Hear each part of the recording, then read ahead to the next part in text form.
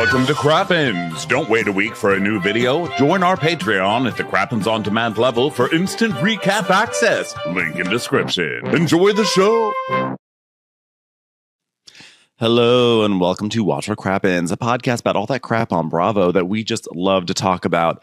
I'm Ben Mandelker, and joining me today is the one, the only, and safely in Texas, Ronnie Karam. Yes. Hi, Ronnie. How's it going? That was a harrowing evening. Jeez, that was a harrowing evening last night. Oh my God, the whole night. That was some scary shit. Yeah. I hope everybody's taking care of themselves in Los Angeles. What ended up happening with you, sir? Well, for those who may not know truly what's going on, there's like wildfires all over Los Angeles. It's like a hellscape. It's so incredibly scary. Like it's you know, we talked about it yesterday, and the devastation has just continued, and just like hearts go out to everyone who has lost everything. Basically, last night, I live in Hollywood, and the fire broke out at Runyon Canyon. And like where we live is we're relatively safe from that, but like not like the evacuation zone was just a little bit too close, and we were concerned that if it expanded into where we are, that if we get out on the road to evacuate, like everyone else would be doing it, and we'd just be stuck on the road. And there were these horrific visuals the other day of people getting stuck in a traffic jam trying to get out of Pacific Palisades. So then my cousin called up and he was like, "Hey, we're down in Oceanside, California. We're in a hotel. We'll book you. Why don't you guys come down here? We'll book you a room." And we're like, you know what? Yes, we're going to do that. So we packed up our bags. My cousin booked us rooms. We drove down to this hotel. And of course, because this is Watch for Crappens and this is the way life is, we are currently in the hotel that the Real Housewives of Beverly Hills stayed at when they played Duck, Duck, Goose. We are here. That same hotel next to the Tom Cruise house.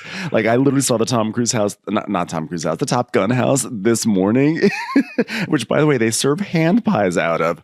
They've converted the Top Gun house into like a pastry, like cafe that you go. And yes, I will be getting a pastry from the Top Gun house later today. But I was like, of course this is nice.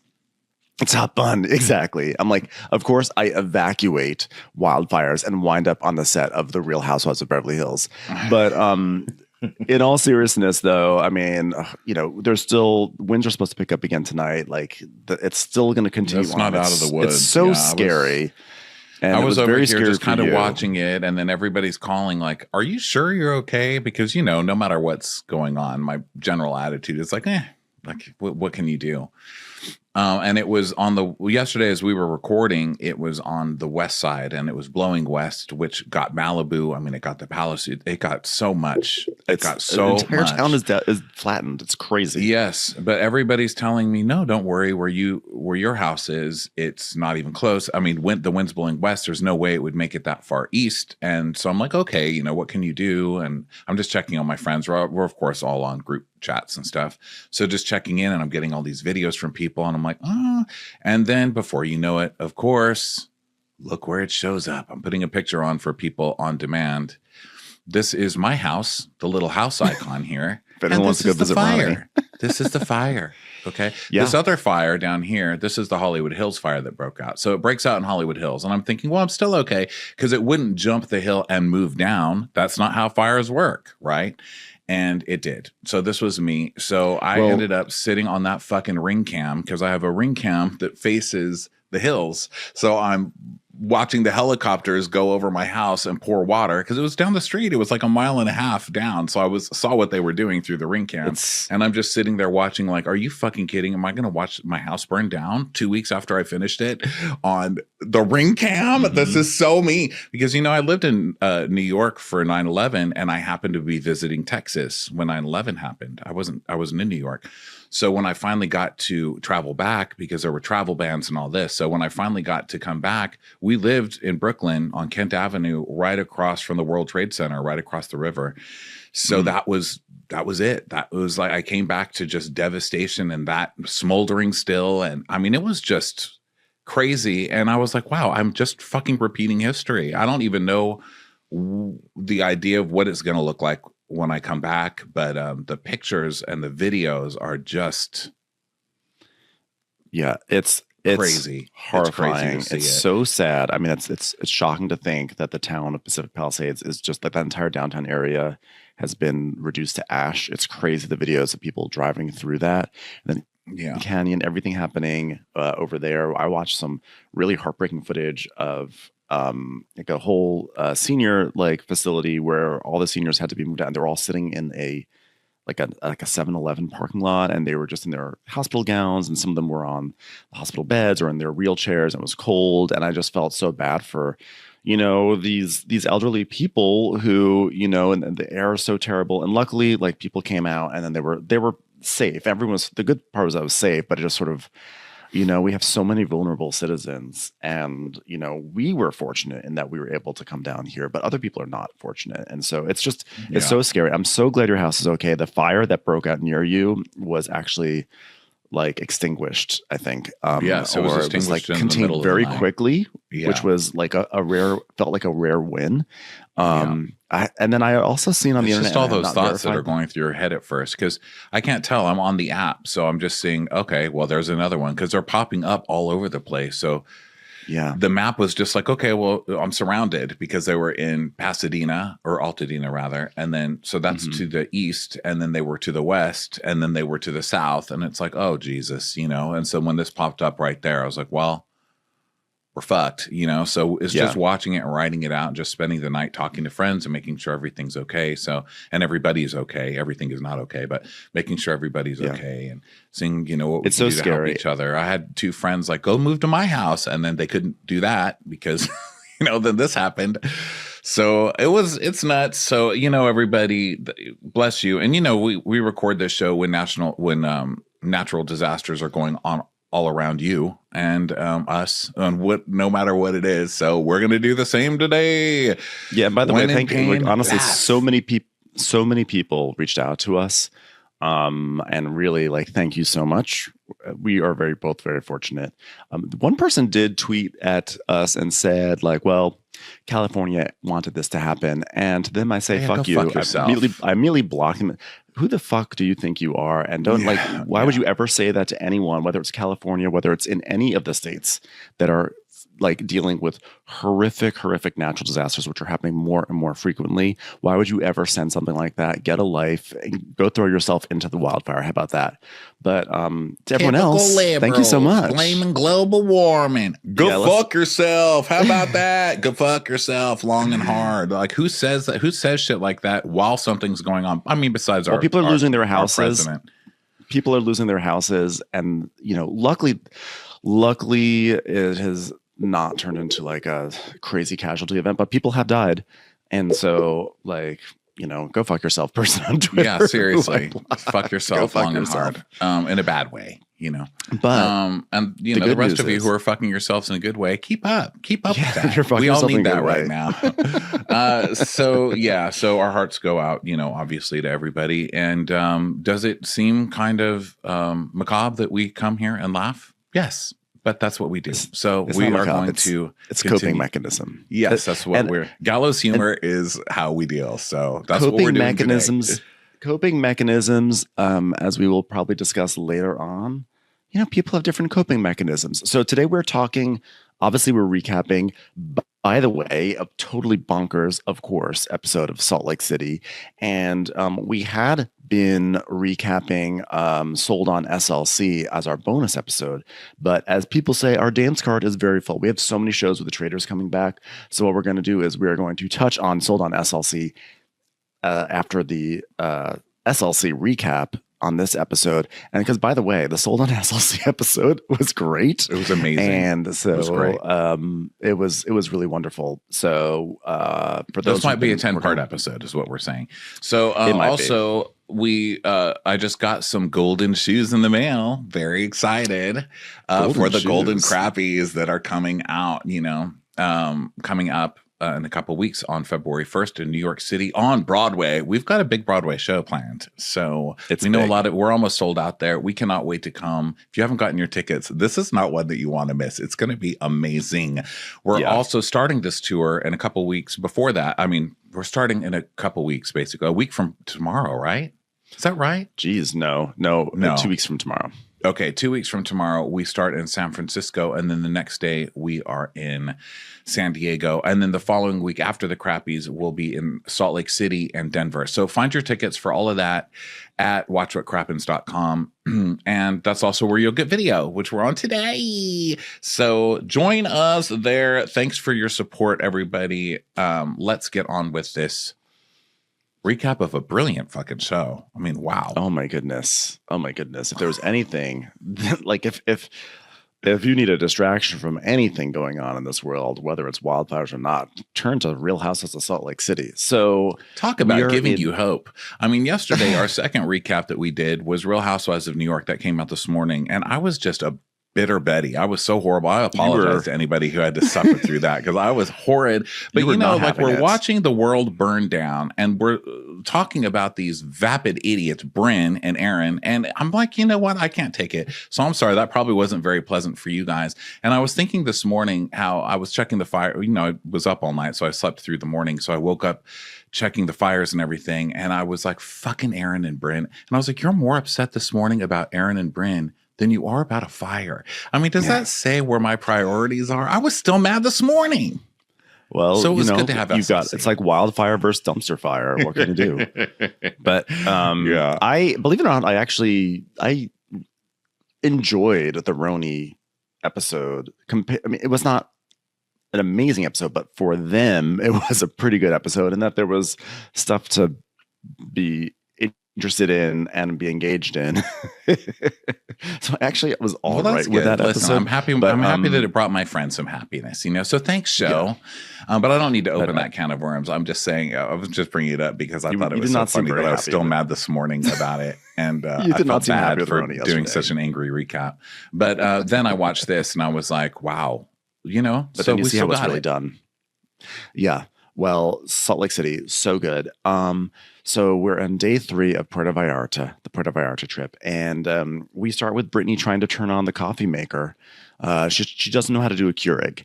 And I think that really does. We didn't realize it, but now saying it, it really sets the tone for the episode. It really says so much about Britney that all you have to do is drop a little thing into another little thing. And she can't even do that. So it just really speaks to her ineptitude on all fronts.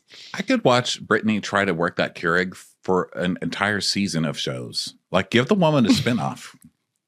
That was the best shit I've ever seen. I rewound it. And was there milk in the Keurig? What kind of Keurig was that? I think there was milk in it. She probably poured milk in it. Knowing Britney, she probably did it. And then when this hotel staff was like, ma'am, lattes. I have an announcement. Jared likes lattes. When she was like she probably called up the hotel, was like, I'm sorry, my Keurig isn't working. They're like, well, ma'am, you poured milk into it. You broke it. Okay, well, I just want to say something. Jared and I have been making coffee together. It's like, ma'am, that has nothing to do with this situation. So then we go to Angie and Lisa and Bronwyn eating breakfast. And Bronwyn, you know, is saying, you know, how'd you sleep? I said, fine, whatever. So then we go to Lisa and she's like, you know, I didn't sleep great last night because I took everything that was said at the dinner table and I had to like work through it. And then it was really difficult for me. And just when I thought it couldn't get any worse at the dinner, Bronwyn came into my room and let me know that she was talking about me with Angie and Whitney and Heather. Fucking Bronwyn, man. Starts it and then goes to turn it on everybody else immediately. What a little snake, man. What a little snake. So we see a flashback of her. She's in her pajamas and she's in full frown nod mode, right? She's like, so today I came off the boat and I did not feel super close to you. And I did not feel like everything was great after last night. So there was a conversation that I was a part of and where like not nice things were said and I regret it and I'm not happy about it. But like all you have to say is, listen, I felt bad. I went and I kind of talked shit about you afterwards. And I think I was reacting but she loops in everyone else. And I don't think that's fair. She should have just died on her own sword and then moved on. But she's like, no, I'm going to take accountability for this. And I'm also going to drag other people in who probably won't take accountability because they'll be blindsided and then they're going to look Well, like but shit. she also lied, which is her usual MO, which I know people still don't want to face in the fandom. But this woman is such a fucking manipulator and a liar. She is such a liar. I love she her. went back and took lies to her. That's not fair. You know, that's not fair. If she just told them we were talking shit and whatever, this is what we said, that's one thing. But she went and she fucking lied about it. I mean, she is the worst, but I have to say I'm used to her now. So I was cracking up. I was like, okay, of course she did. You know, of course she fucking did this.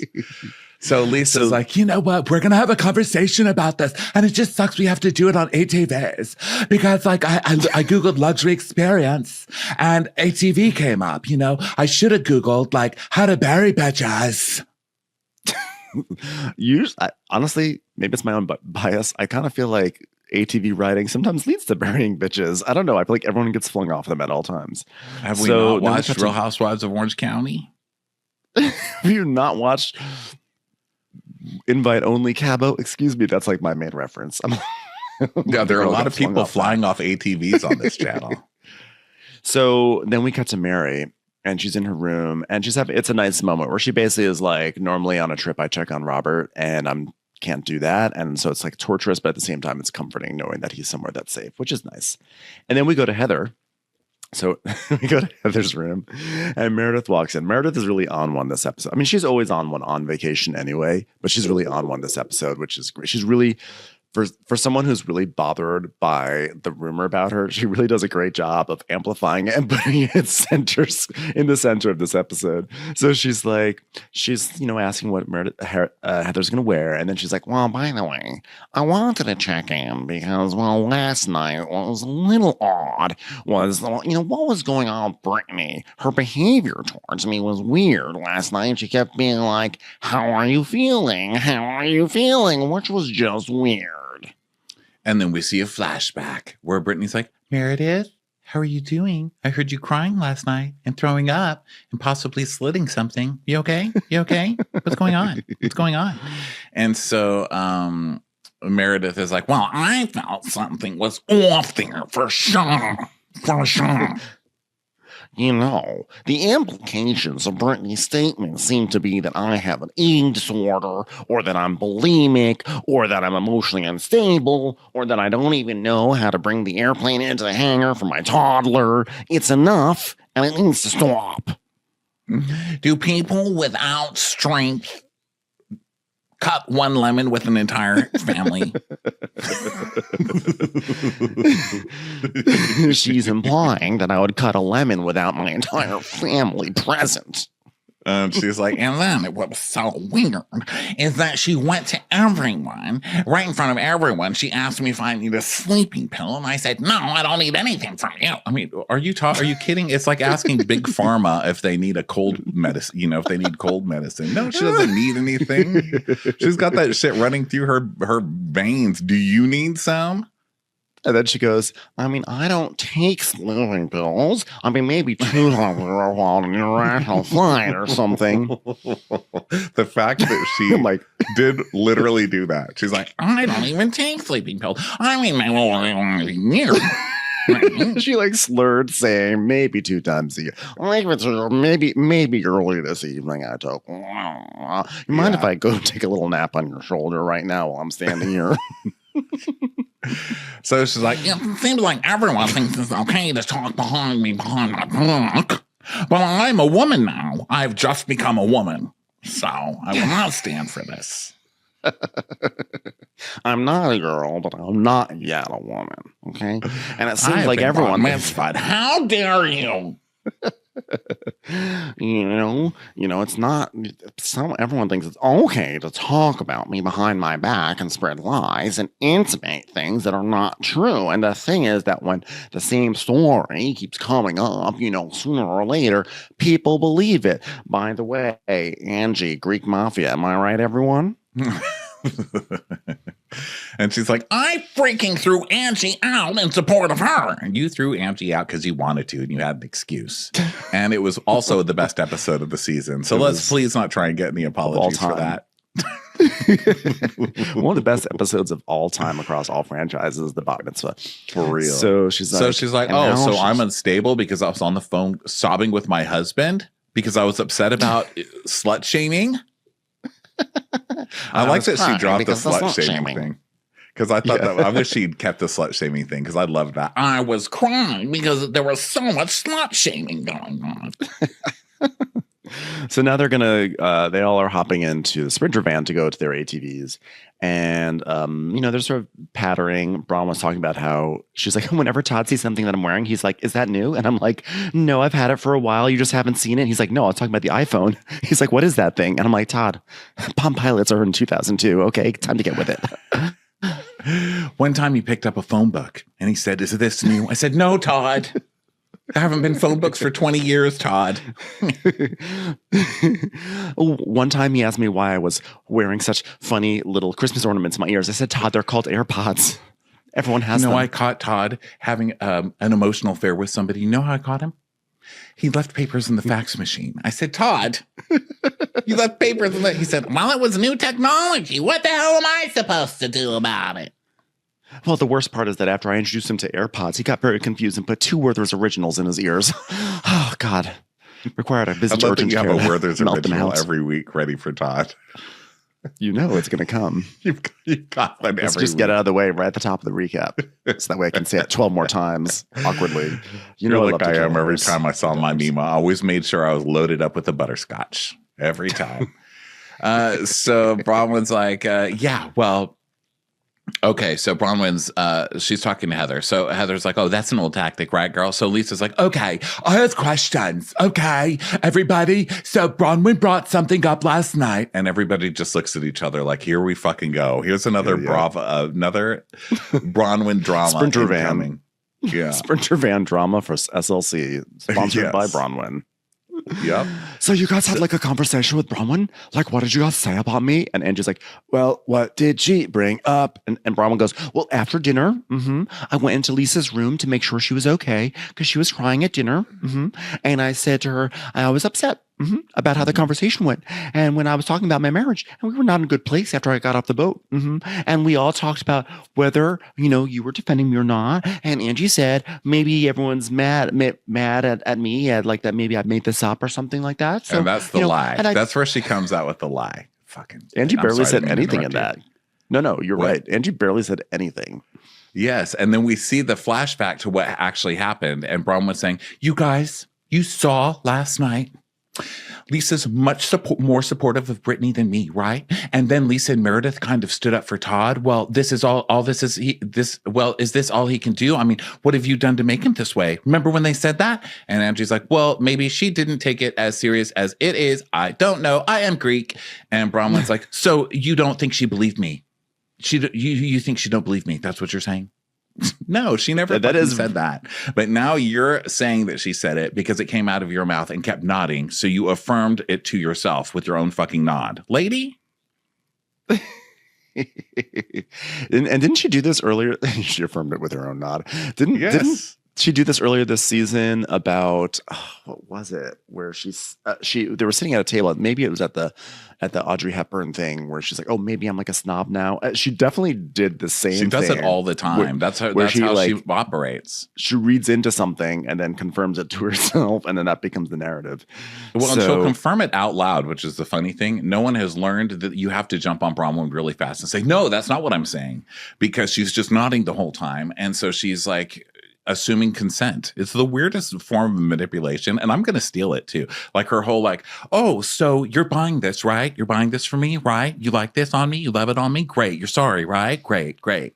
And she just assumes that consent, and it's very tricky, And it works on these ding-dongs for sure.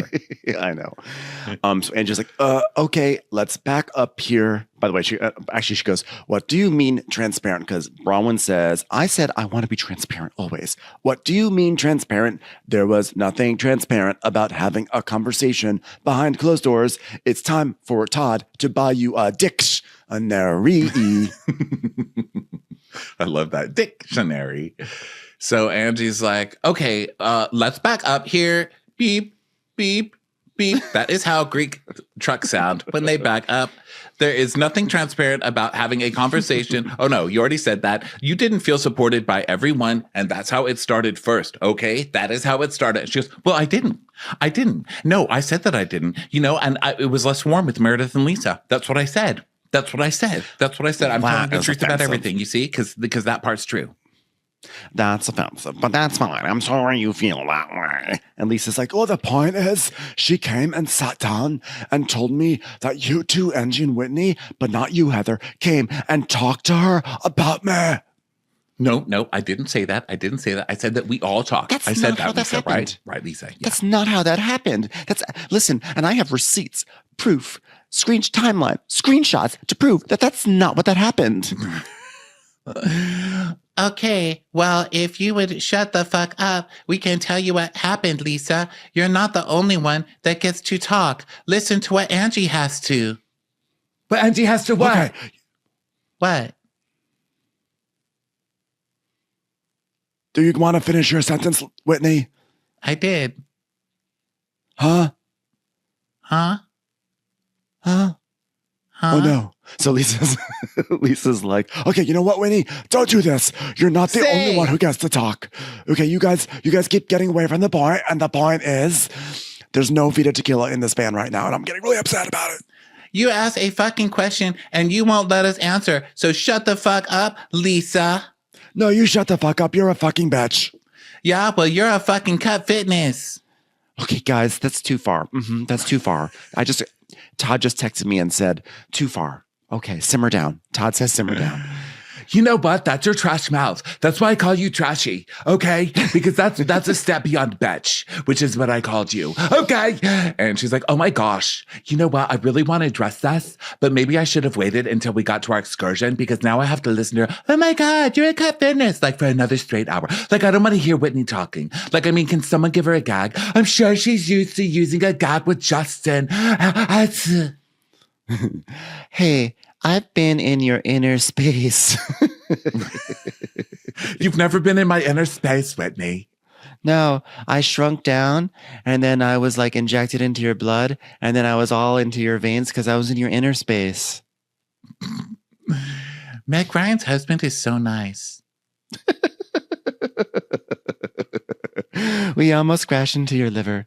So Whitney's like, Lisa's like, what are you even talking about?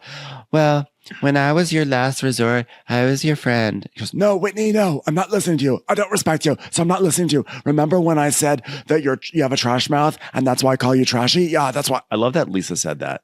You have a trash mouth. That's why I call you trashy. It's like her inside the actor studio. What did you call her? There's a reason I call you trashy. trashy. Do you want to know what it is?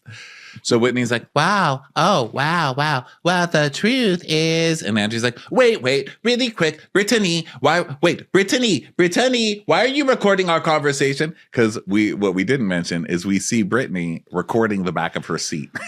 Like, what the hell is she doing? And she's like, turn your fucking phone off. And then when I tell you, Bronwyn almost jumped over the seat to kill this woman. Wow. She went crazy. Bronwyn went the craziest out of anybody. I was like, get her, Bronwyn. I thought Bronwyn was going to beat the crap out of her. And Brittany's like, what? I'm not recording the conversation. They're like, yes, you are. And she was, I'm just sending a video to Olivia. Please tell me it was Olivia Aiden. So then we see a flashback to 2 minutes earlier. So they clock her and we see Brittany starts recording the back of the seat 2 minutes ago and she holds up the phone and she looks back at the girls like she's obviously recording, you know? And I just like, you are doing this with people arguing in the back. She goes, oh my gosh, no, like she just got like 100% on her math test. And, you know, we are talking again. So anyway, I just wanted to give her a congratulations. I was like, here, since you got 100% on your math test, let me send you 2 minutes of footage of old ladies bickering. And Brom was like, so send her a fax like Todd would do. And then Angie's like, no, you were recording the fight. She's like, I did not, you guys. And then they just all go in on her. And they're like, yes, you did. And yes, you did. And Meredith is like, let's see the video. Let's see the video. I would like to see the video. Please, let's see the video. She's like, guys, like, listen, I was trying to get something off the video to say, that's it. I was just trying to say, I don't know what this is. I thought this was a Snickers bar. Turns out it's a camera. I don't know. let's see the video. And Angie goes, swipe to the left like you do on Tinder, and then press play. Play it on full volume. Now, if you happen to have a clip of me saying receipts proof timeline, please, you can play that at full volume too. And Brittany's like, but I had the camera backwards. I mean, I was trying. And Lisa's like, Wow, Brittany. Wow. Delete and then delete from your deleted. Okay? Deleted. Brittany. Brittany, you need to leave. I've had enough of you. You need to leave. I remember what Meredith's head. I don't know how Meredith didn't hit her head on the back of the seat because she was, or the camera, because she was like, you need to leave. You are vile. I was like, oh my God, get your forehead out of the camera. Are you insured? Is the camera insured? Girl. I love Meredith banning Brittany from a moving vehicle. You need to jump out of this vehicle right now. So, push her out. My forehead vein's gonna push her out if somebody else doesn't. Her vein was like boom, boom, boom. It was like a fist coming out trying to hit somebody. You are vile. You're recording us. You're vile. And Mary's like, yeah, she recorded it. The only one who's like chill is Mary, because Mary's already like, I told you this girl sucks. I don't have to even get mad because I already knew. Yeah. Mary clocked her a long time ago. I have had enough. And Braun was like, we are talking about something that I said that's so fucking private and whether or not she believed it, and you're going to record me? Are you recording me now? Are you recording me now? She's recording me now. She's setting up a light kit. Look, everybody, she's doing it. She's producing a film.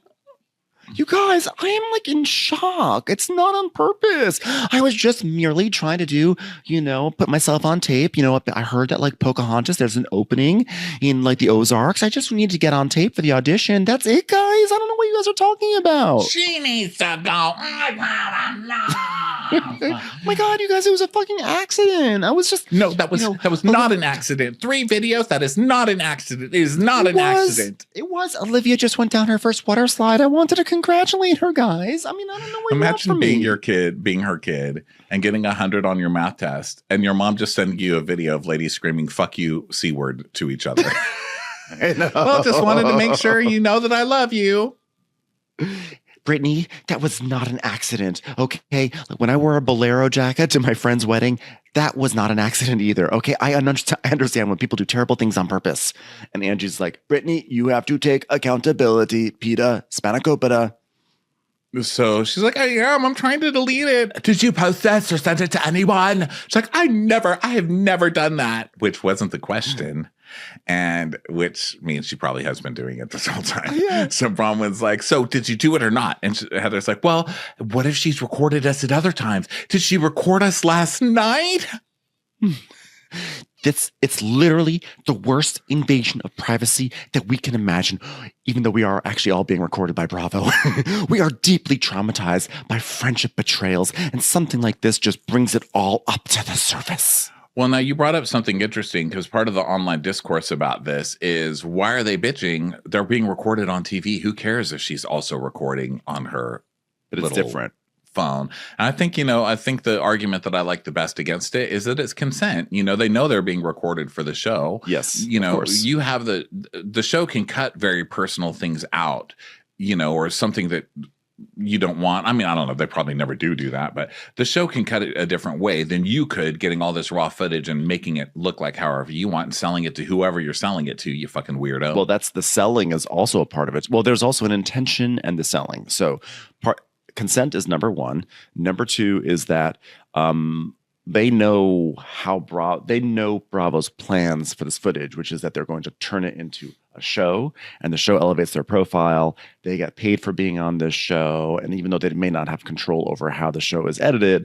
they understand what they're in for, versus Britney, who may be profiting off of them and they're not getting a cut out of it. And on top of that, more importantly, is that she probably is sending it to tabloids, which creates noise in their lives, and they have to now deal with rumors. They have to wonder how this rumor got out, and they have to wonder if there's betrayal. It's so I totally get it, but it is still, there is something funny about saying that this is a private moment when it is still being broadcast out to America.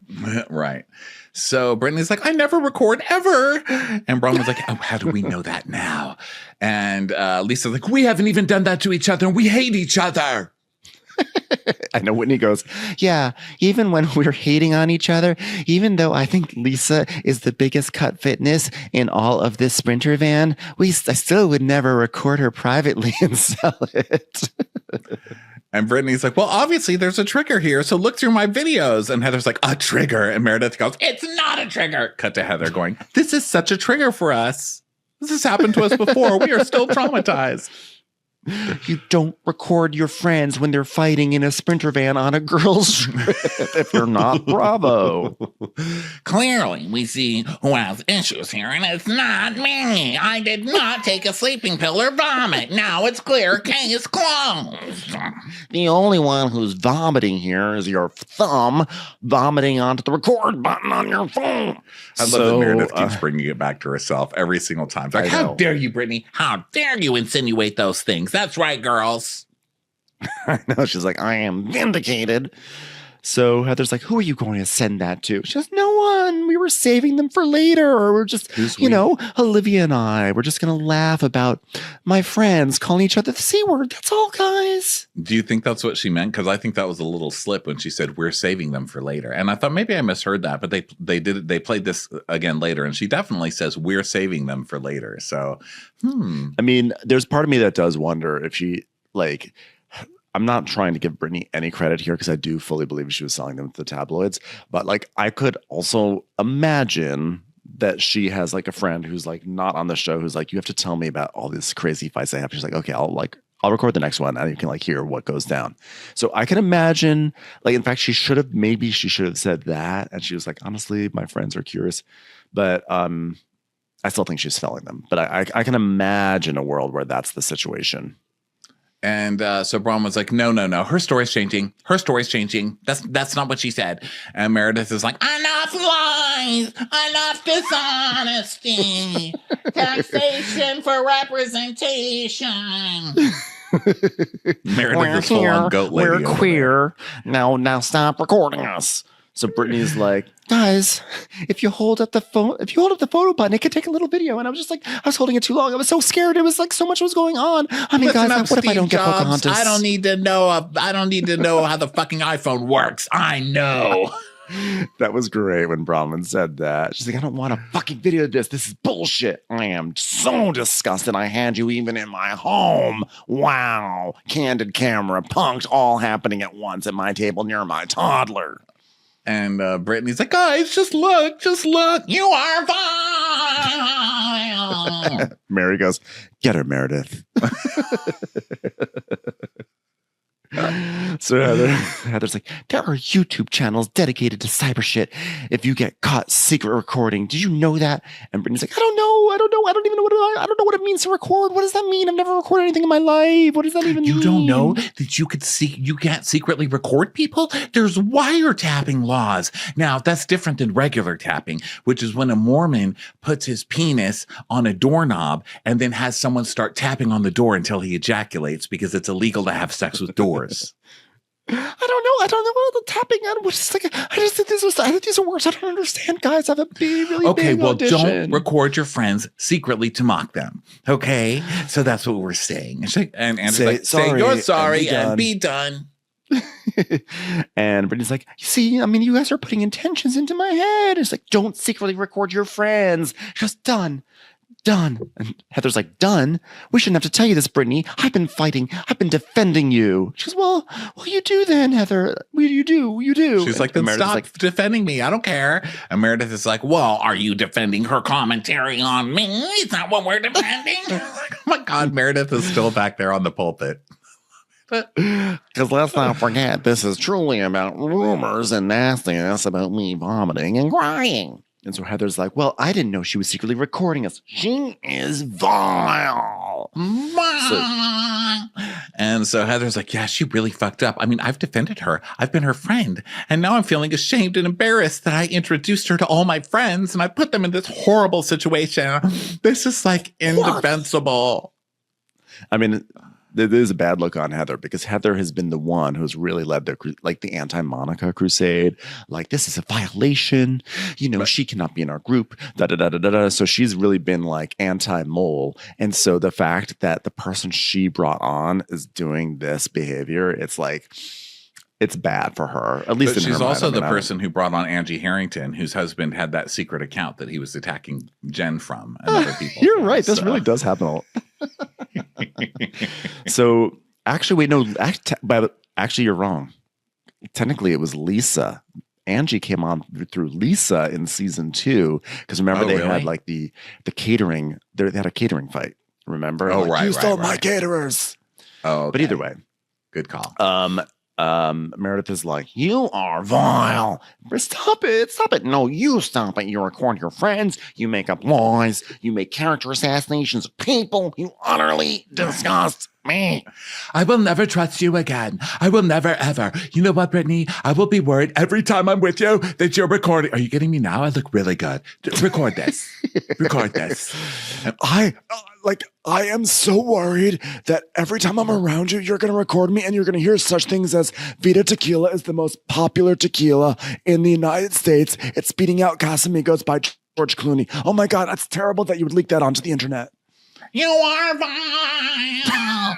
And Just keep saying that. In the Bronwyn's like, why the fuck do you need that video on your phone? On the heels of saying, you know, how concerned you were about Meredith's mental and physical health. What is that about? I am concerned about it. I mean, on the heels of also you saying Angie's marriage is fucked up, or maybe she's a slut. Or are you nuts? Let me tell you something. I would like to buy a V. I'll solve the puzzle. Vile. Which is also another thing that Bronwyn started. I mean, Britney did say that behind her back, but she thought she was just talking shit, you know, because Angie yelled at her. And Bronwyn went back and made that a whole thing too, calling her a slut. And so Meredith is like, are you nuts?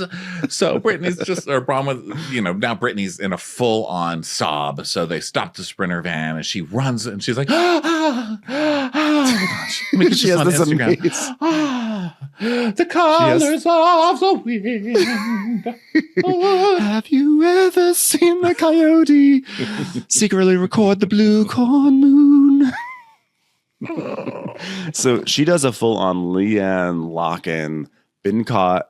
So now I'm going to do a melodramatic sobbing out of the sprint. I mean, it was so amazing. She's crying out of the sprint. I mean, the fact that this lady comes sobbing out of a Sprinter van at an ATV rental place, and she sits in the corner, and she's like, and hyperventilating.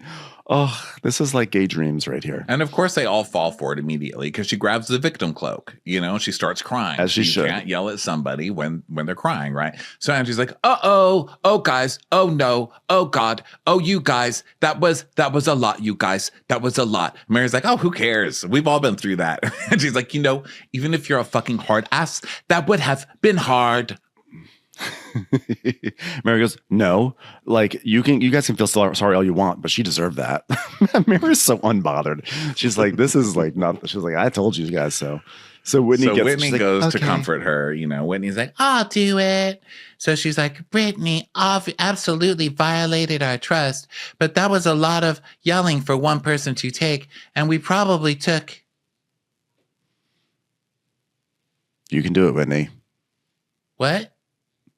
You can do it. What? I did it. Two. What? well, I think that she just doesn't think it's a big deal. She doesn't. I'm not trying to be rude, but she's not the sharpest tool in the shed. And Heather goes, well, that's rich coming from you, Einstein. It was such a sitcom line in that moment. I loved it. So Whitney goes over to Britney. Britney's like, she has like her hands on her face. Like, so Whitney's like, I know that was a lot. Are you okay? She's like, no, I'm not okay. I'm so sorry. I feel like in that woman. Take a deep breath. I broke everyone's trust and I didn't mean it. I'm not doing anything. I don't have bad intentions. It just breaks my heart. It breaks my heart. So what was your intention on filming the back of the seat then?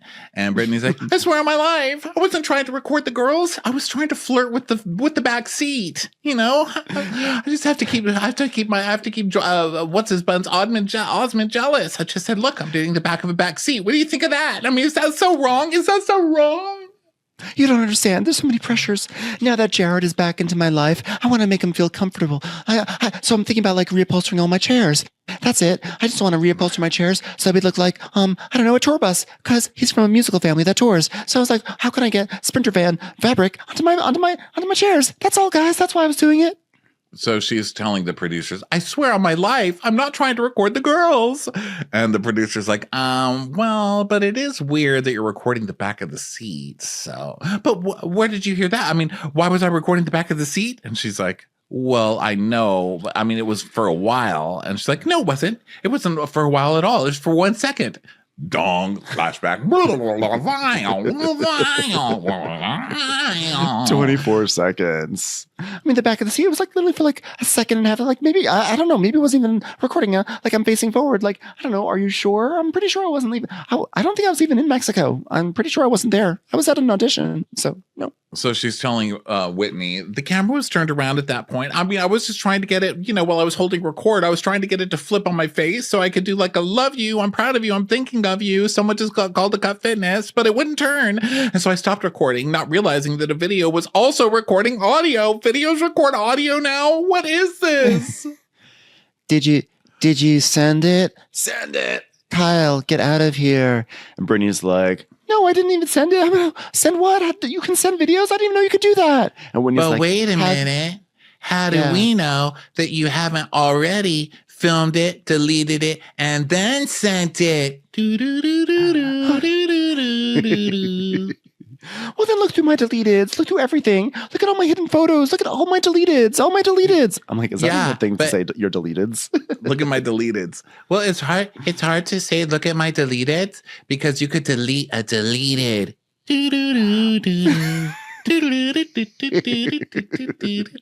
How does one delete the deleted? So Brittany's like, but you're going to see a lot of embarrassing stuff. So if you want to delete the deleted, I would have to delete those too. Because like, if I'm going to delete the deleted, I will also delete the embarrassing stuff. So like, why would I delete this deleted but not delete the other deleteds? And so like, what I'm saying is like, look through my phone. Look through the deleteds. Look through. You're going to see a lot of stuff. You're going to see a lot of scandalous photos of Jared Osmond. You might see me singing an impeccable serenade from Miss Saigon. So what? Just look at it all. Did you get the impression that she so wanted her to look through her phone? She's like, do it. Look through my phone. It's like, no, it's okay. No, look through it. It's so embarrassing to me. I look amazing in these pictures. Just look at it. She's like, no, I'm not going to look. Will you see archival footage of me as Ariel in Disneyland? Perhaps. But that's going to be on me. That's my cross to bear. Well, I feel bad for Britney, but I'm not buying this little naive. I didn't know how to flip a camera around, but I can't delete a deleted video with 0.2 seconds. Like, come on. It's true. Because let me tell you something. If you don't know how to turn a camera around, you don't even know that there's like a deleted section of your phone. Right? You probably think you hit trash, it's gone. So the fact that she knows that there's a whole deleted section and you can go in there and you can delete it. She knows all the functionality there, but like doesn't know how to turn around. And based on the number of ridiculous selfie videos she does, I would say I think she's pretty aware of how to turn the camera around. Yeah, and it sounds like she knows very well what her deleteds are and that she looks through them. It's like it's your way to keep a file on your phone that's not public facing. When you open your phone in public, people aren't seeing your, Pootie videos or whatever's on there. So what's amazing about this cast, which is where it shares a lot of DNA with Roni, is that they can have this crazy fight in the Sprinter van, and then they're like, okay, let's go on the ATVs. Yeah, next scene. So now is the ATV thing, and nobody will pair up with Britney. And so Heather's like, well, we can all go in this one. Come on, Britney, come over here. And then they're like, nope, sorry, ma'am, only 2 per thing. And she's like, oh God, now I have to ride with her. She's the least popular person here, which we know is Heather's kryptonite. Yes. She wants to be with the big dogs, The big dogs. Okay, I'll go with Britney, but I want her hands at 10 and 2, not secretly recording the back of the chair or the dash or me screaming for my life. So then Mary's like, where are my goggles? Have you seen my goggles? And Bronwyn's like, they're behind your neck. Then Angie's like, I don't love my hair blowing in the wind, and I don't love the wind in my face. I think it causes wrinkles and split ends. I don't know why that's funny. It's like, this is her life hack. Wind. So Heather's like, she's like, avoid wind. It will destroy you. So then we go to Heather and Britney just writing in silence while everybody else is having fun. You know, everybody else is like, woo! But then it's just silence with them. And Heather's like, well, this is fun. Sitting in silence with the most hated person on the trip. Oh, look, here comes a wobbly, never been stress tested bridge. The hits just keep on coming. So yeah, they come to this rickety bridge that they have to drive across. I don't like that. I would not have done that shit. I would not have done it. Okay. No, I know that I'm sure several go-karts or ATVs have gone across it, but I don't want to be the one that like causes the bridge to go out because that bridge is not lasting much longer. Okay. And we haven't had a full-on disaster yet on Housewives. We have had the New York Cartagena trip, which was, you know, pretty bad with that boat. But we have not had like a full-on falling off a bridge disaster. But if any cast is going to do it, it's this one, you know? I mean, seriously. So they're all freaking out. The only one who's like not freaking out seems to be Meredith. She's like, well, we're almost done, girls. Meredith seemed fine. So they get to Meredith, the other side. who's never taken a pill in her life, was like, it's fine. So now they go to this cave, this like waterfall thing, and they have to walk to this waterfall thing, and they're all jumping off this little cliff. And Mary's like, wow, Britney, your turn. Your last jump, babe. Your next one's going to be on a plane. I know. She's like, good luck with your diarrhea and throwing up after you jump in there, both of you, as like Whitney and Britney jump in. So Lisa is like, guys, do you think if she jumps off the rock, we're going to forget that she recorded us?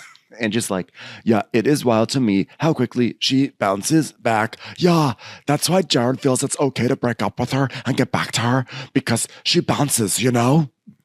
You know what? It's like Britney's living in a parallel universe where everything's all rainbows and unicorns. But like, just because you look super hot in a bikini doesn't mean I forgot you were recording us an hour ago. But she really does look good in her bikini. That's really all that matters to Lisa. So now they all go. Lisa's like, I don't want to to forgive this girl because she's hot, but I'm forgiving. But this I'm girl going 'cause to. She's hot. Like, how can you not? You know. So they all sit down at lunch. And they're all like, oh, this is nice, you know. And Mary goes, hey, Britney, why are you so quiet down there? Like, obviously she knows. Britney goes, I'm just internalizing. Internalizing what, babe? Everything. Why? What part?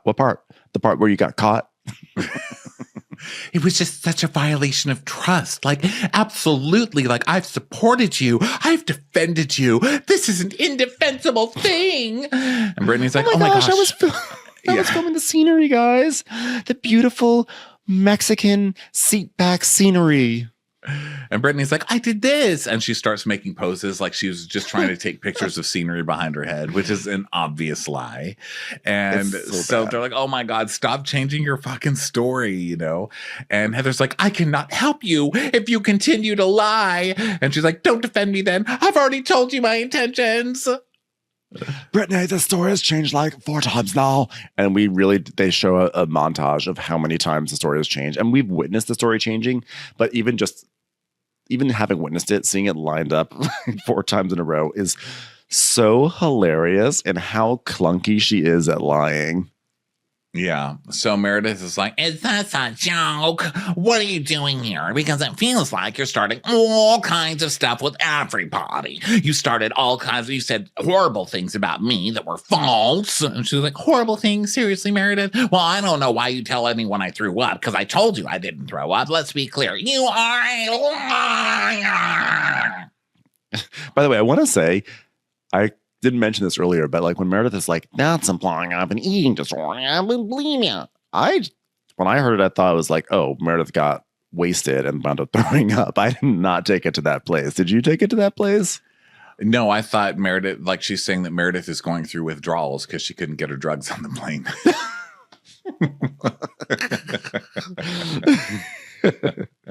Okay, we'll just leave that alone. So Meredith is like, I think that Meredith is smarter than that. I think you can take pills on the plane, and if she's popping pills, those are most likely prescribed pills. So yeah, that theory. She doesn't pop pills unless it's an irrational flight, guys. And luckily, we're domestic, right?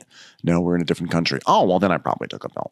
So Meredith is like, I don't know why you tell anyone I threw up because I told you I didn't throw up. And let's be clear, you are a liar and I'm not okay with it, period. But there's only one thing that I haven't come clean about on this trip, guys. And I What? dare not even say it because I just want to go home. I want to go home. Brittany, I want to hear it. Okay. The one thing I've not been truthful about is Jared. Jared and I, we do have a physical relationship. I was Mary just laughing goes, when I was watching. "Girl!" When I was watching it, I was speaking back to the laptop and I just, as a joke, I said, Jared and I are back together. So then when she actually said, Jared and I was like, oh my God, I was just joking when I said that. But of course, she's a a joke. So then Mary's so funny because mostly on the show, I think the criticism, well, there have been a lot of criticisms of Mary over the year, but I think one of the biggest ones is that she's so checked out. Like she's not paying attention. She doesn't want to be there, but she is so checked in this year. It's hilarious. She's the only person actually listening. And she's like, what are you talking about? Like that has nothing to do with recording us. Like, are you okay? But everybody else immediately falls for it. Like, and Brittany's like, I wanted to keep it private. Heather, you understand, right? And Heather's like, give me your hand. Angie, I totally get the point of this in a way you'll never understand everybody else who doesn't have 2 books about escaping Mormonism. Now, with someone with a book coming out in about 3 weeks that covers this topic, I just want to say, cue up a Heather monologue. Oh, Heather's like, oh, good. I found a way in an angle where I could possibly redeem Britney, and I don't have to be embarrassed that I brought this woman onto the show. But by the way, before we get into that, I do want to give credit to Angie, who tells us, Jared's sleeping with everyone else in Salt Lake City. Thank God he's sleeping with her too. Like, at least she's not left out. She's the only person who can't get that Costco sample.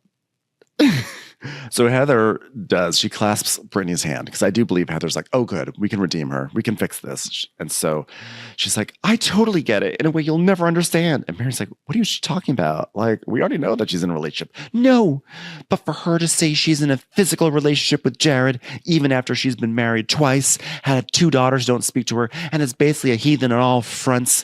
Oh God, this is the last straw on the heathen wagon. And she's about to throw it out. And that's a lot, guys. It's a lot that she's going through. It's so hard for her to say that. And her saying that, it's like coming out of the closet. And she's coming out of the closet with some very split ends. It's just humiliating, guys. And Angie goes, the Mormon closet. And she goes, it's a big deal, Angie. Oh, please. You do not get the same thing. You're coming out of the closet is a totally different thing, ma'am. Okay. You're acting like you being a hypocrite about your religion and professing how religious you are. And then going behind everybody's back and doing this is not the same as coming out of the closet. Sorry. It's not coming out of the closet. No. Especially when I think you were the only one who thought you were in the closet.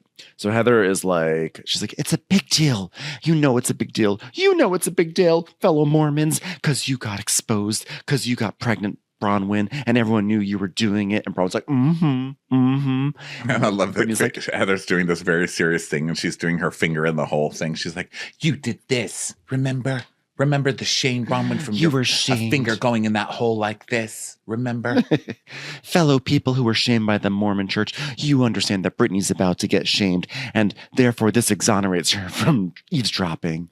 Brittany's like, she's smart, Heather, because she knows she's trying to help Britney, and so she's trying, and she got Bronwyn where she wanted her because now Bronwyn can make this about herself and have a monologue about herself. You know, she's also giving Britney a very good assist because I guarantee Britney did not even think this far ahead in like her distraction. I thought Britney thought she would just say, guys, we are in a physical relationship, and it's just really hard to keep this on the inside. That was probably the extent of what she was going to say. And Heather's like, no, let me add some more heft to it by saying that, you know, you're coming out of the Mormon closet and you're about to be shamed by the church and your life is going to be ruined right now. She's like, here, run with this instead.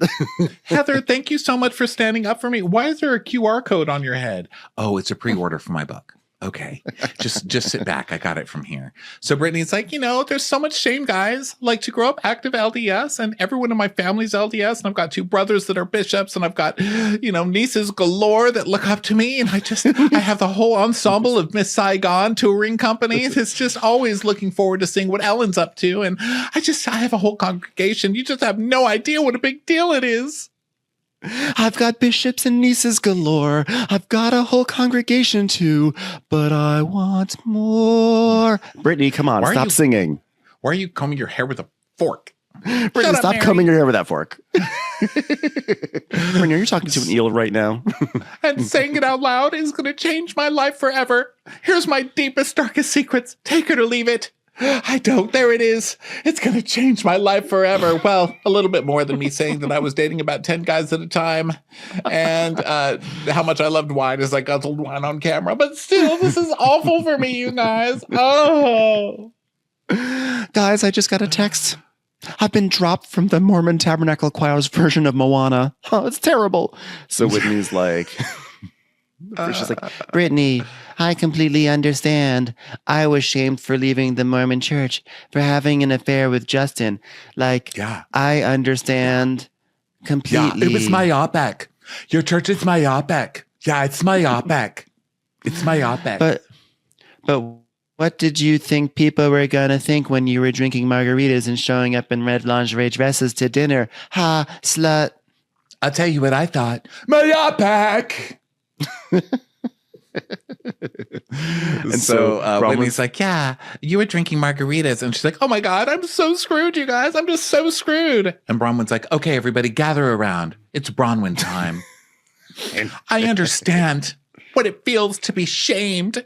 And with my daughter, nobody was happy for me. Nobody supported me. But I did it. They wanted me to put her up for adoption, but I didn't. And the best thing that ever happened to me, the proudest thing that I ever did was get a $4 million ring on my anniversary to a man I can barely stand. But also I had a daughter, and that was pretty great too. Thank you, everybody. The best part of waking up is having a daughter in my cup. I say it's not Folgers. Okay, let me tell you something. The thing I'm most proud of in my entire life is the thing that almost cost me my relationship with my family that I've had to explain for my entire daughter's life. So I actually do understand. And I'm saying this to you with all the sympathy and love in the world. You've got to stop internalizing that shame, but you've also got to really stop saying I'm going to shame other people to keep a secret for myself. And another thing, I still fucking hate you, by the way. And also, please stop calling Lisa a stupid whore. Remember when you called Lisa a whore? You did. You did. See, Lisa, she admitted it. She admitted it. So then Heather's like, these are the women. Heather is not going to be out monologued. She's like, I'm the monologist on this show. Excuse you. These are the women that gave me a bridge out of the space where you're in, where I was rejected by everyone. My neighbors are Mormon. My best friends are Mormon. My grandparents, my extended family. I went to buy a puppy at a puppy mill and they were Mormon. They wouldn't even come with me.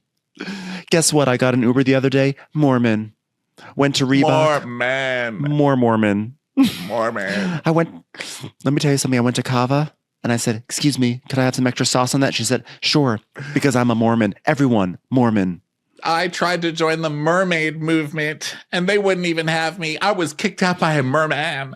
A Mormon merman. I went to an Ethel Merman convention, and guess what? Everyone there was a Mormon. I couldn't believe it. Mormon singing merman.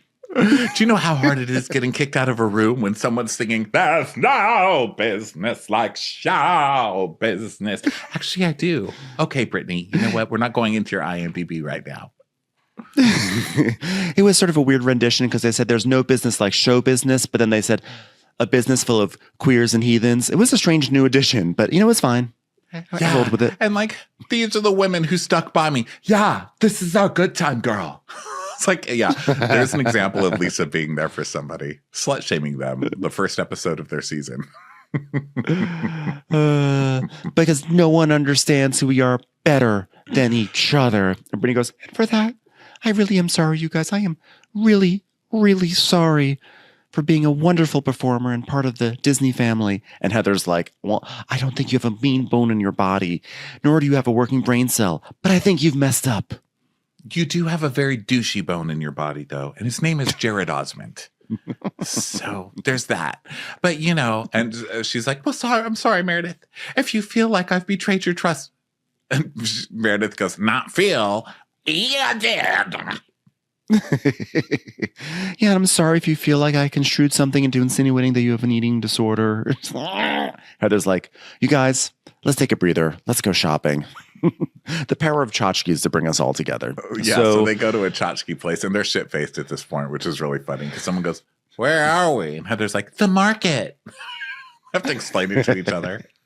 So then they go get wacky gifts. One says, I've got a big dick or something, and there's like a big dick under it. And Heather's like, I'm going to do this. This is hilarious. This is the one thing I'm going to pass down to my children's children. I'm just going to put a little bonnet on it for Pioneer Day. So Lisa's like, guys, we have an amazing dinner, so let's go back to Colorado. So they go back, and Bronwyn is she's in glam. And then Angie and Mary have this really nice little scene where Angie helps Mary with her hair. And it's like it's comforting and warm. And Angie tells us, like, you know, that life is like, Mary is holding on to something right now. And, you know, she hasn't shared it with anyone else. And she really wants to support it for her. And it's really important. And I'm so nervous, Ronnie, because the way the episode began, they said previously, and we see a clip of Mary saying, I'm only telling you. And Angie saying, it will not leave here. And then next week we see the two of them crying and Mary saying, like, you betrayed me. And I'm like, oh no, Angie, don't fuck this up. You guys have such a sweet relationship. I'm so nervous and sad for it already. Yeah, not looking good. So then Angie goes to Heather's and Meredith goes over there. So Meredith is like, so, well, I'm getting ready, but let me ask you a question. Have you heard me in my room? She's like, well, I did hear a slight knocking sound, but I figured it was just your head hitting the headboard as you were talking to somebody on the phone. Well, okay, but still, I haven't heard you. I haven't heard anybody on the adjoining rooms. And now that I know that this girl's been recording us on her iPhone, do you think she left something in my room? Dun, dun, dun. No, Brittany's way too stupid for that. Yeah, she is way, way too stupid because Meredith is basically like, she's like, you know, because the other night I did have a coughing attack, which I think is what I presume she may have thought was constituted me throwing up, you know? And so then they decide to go into her room because they're going to see if there's a recording device. So this is like becomes a detective thing. They go into Meredith's room and her makeup artist, Fernando's there. She's like, hi, Fernando. Okay, Fernando, as a witness to the crime, where was Meredith when she was throwing up with her eating disorder? Okay, you know, I understand it was a joke. It was a little too close for comfort, Heather. Okay, where were you on the phone with Seth? So she's like, I was here. And so, you know, Heather's making a big joke out of this, but Meredith is taking it very seriously. Heather's like, is it under this lamp? No. Is it inside this lamp? No. Is it in the towels? No. Wait a second. I think I found the device. Where is it? Hold on. It's behind your ear. Oh my God. She took a hearing device. She took a listening device and stole it from behind my head. That's crazy. So now she's using my disability against me? Hold on. Wait a second. Oh my God. Meredith, look. I got your nose. Well, that is awful. I can't believe she cut off my nose. But then my favorite is Meredith. She's like, okay, I was standing right here and I had a coughing attack and this is what it sounded like.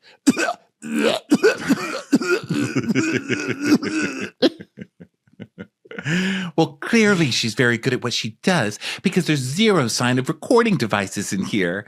Well, it just makes no sense. It just makes no sense. Well, say nothing in this environment until you know it's clean. She's like, okay, good thinking. They're listening in. So now they go to this dinner, and Lisa's like, after the craziness of today, I want tonight's dinner to be totally different. So we're dining in elegance with peace and quiet. I just want to clear up what was thrown out today in the Sprinter van because obviously things went left and Britney sort of became the topic, but we didn't finish the first argument. Well, at least we're still dining in elegance. So Andy's like, yeah, I don't really feel like I got to address the conversation that you brought up, Bronwyn. It was messy. It didn't come out clearly. And I don't know if it's weirder that you spun the story or that you like said it and that you went running to Lisa with it or that you didn't put Tzatziki on top of it before you did that. And you put me and Whitney in a bad position and Heather also because she was sitting there and she is not even Greek. No, I did not. Lisa and I were trying to clear up what was happening between us, and I didn't say that to her. I didn't say, I'm trying to cause a problem between you and Angie. I didn't run to her with any issue of yours. I just merely said that you said that Lisa was probably the worst person in this group. That's all I said, because you said it. Mm-hmm. And Braun was like, no, Angie, no. Shaking her head violently. I let you talk. Let me talk. I let Angie talk, now. So let me Braun talk. was talking now. Okay, I said my own shit with her first, and I said I was not nice, and I said I didn't think that you were that supportive. I said it about myself. But Bronwyn, you did it at my expense. It's like, let me finish. Because whether I meant to be nefarious during our conversation. Wait, what is that? Is that Greek? Nefarious. Yeah, what is it means evil, conniving. Thank you. I don't have my Google app with me right now. And Bronwyn just keeps a straight face like these fucking idiots. Hey, if it feels like you felt guilty about something that was said in that conversation, and then you ran to Lisa to clear it before we had a chance to talk to Lisa about it. You got there first. No. That's not fair. No. We were going to throw you under the bus, but you threw us under the bus. I don't like that. Well, it's convenient that you waited. Wait a minute. You waited until we were gone to have that conversation. And then Angie's like, I do too. But I was like, I don't. It's between Lisa and I, so I wanted a moment with her myself to throw you guys under the bus. It doesn't work the same way if we're all together. Yeah, so I just went to Lisa and told her that you accused me of lying about Todd's affair. So then Heather mouths. And Heather's mouthing two-faced to Whitney. And Whitney's like, yeah. What does that mean, though? How can you have two faces? Because you only have one head. So Bronwyn is like, I know that they don't appreciate that I went to Lisa, but this has nothing to do with them. This is about Lisa and I getting clear and getting on the same page. And I'm not going to get twisted into thinking that I've done something wrong here. But you did the classic thing, which is like when people break up, is that you went and you complained about someone and they're like, sure, I guess we're going to pile on. And then you go right back to that person and then you reconcile. And the people who pile on look like dicks. Yep. Yeah. So Meredith's like, well, I have a question that didn't add up to me. And let me tell you, V plus I equals L. Like, oh, God, here Meredith goes. Well, I've been in this villa for several days now, and I've never heard anything from any adjoining room. A boom, a mic drop, gavel drop. Just drop the gavel. Get ready for prison. And let me tell you something about this villa, or should I call it villa. I did not throw up, okay? I was on the phone with my husband crying about slut shaming, and there was no vomiting. I did have a bit of a coughing attack at one point where when I was coughing, liquid came out of my mouth and into a toilet bowl, but that was the extent of it, which is maybe what you heard or not heard, but I find it to be very perplexing that I haven't heard one thing from Heather's room or your room or anyone else's room. Well, wait, Heather, I just don't even know what you're getting mad about. Like, are you just trying to like look for things to be mad at me about? No, I'm sorry. I said mad about me about. I was like, God, mad about you. What a show. What a good show. What a show. Glorious show.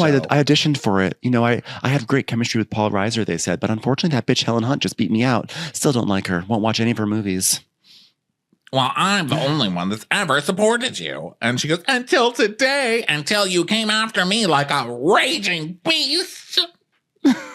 telling everyone false stories about me. And here's why I'm questioning you today, because you chose to record us without our knowledge. And why would I not start to question you if you put something in my room at this point? Oh my gosh, are you serious? Are you really serious? Yes, I am. And I think it's a reasonable and rational question when I have heard zero anywhere else. And Mary's like, Whitney, can you hear me? Yeah, what do you want? No, in the villa. What about the villa? Can you hear me when we're in the villa? When you talk to me, yes. No, through the walls? What walls? In the villa? Huh? So answer the question. Did you put a recording device in my room? And she's like, Yes or no? that's the most ridiculous thing I've heard. Yes or no? Absolutely no. Very convincing, Brittany. Very convincing. So Mary's like, but there's no benefit of putting a recording device in Meredith's room. I mean, she's so boring. I mean, no offense, but I would fall asleep. That is absurd. Well, I guess that's enough fun for tonight, right? Yeah, let's go. So they all head back to the villas, and Angie is like, this whole Bronwyn thing is blown out of proportion. Was there anything bad said that day when we had lunch at the table? And Heather's like, not bad, but we just said that they were the only two that, took Todd's side, and there's a million reasons why. And so we see the flashback of that. And then Meredith is like, well, wait, what can I have done to be more supportive? well, she said that you blamed her and that you said that she had been guarded and that's what drove her husband to emotional affair. You know, all that stuff. She goes, no, I didn't say that. I asked a question to try to help. Yeah, I asked the question, and I asked that if it might be a problem, just trying to be helpful. So what was said about me? Oh, well, we said because about tumultuous marriages that you might might be saying it better be kept. It's better to keep it quiet, and who cares? We just were like, what? She's cheated. She understands. She's sympathetic towards Todd. She's slept around all of Salt Lake City and apparently all of Manhattan, so she's gonna be a little more sympathetic to Todd. Anyway, have a great night. I'm gonna go off to my bed now. Bye. She says, wait, better to keep what quiet? She says, emotional affairs, like the ones that you have. I never said that. And so now Meredith is like, wait a minute. So these bitches were talking behind my back. What the hell? Heather basically is like, Heather's like owning up to what she said, but she's saying it so like, oh, it was like nothing. And she's like, okay, see you later. She like hops out of the golf cart. Like she didn't just drop a bomb on Meredith. So Meredith, of course, is getting pissed. And she's like, Heather. And Heather's just going through the hall like, no big deal. Nothing to see here. Heather, we were getting out of the car. Did you say Bronwyn did not feel my support because I co-sign emotional affairs? Or did I misunderstand that? And she's like, oh, you totally misunderstood that. I was just saying that because you have emotional affairs. Yes. You probably understand it better. She's like, wait a minute. What did you say? So, they're all walking down the hallways to get back to their rooms, right?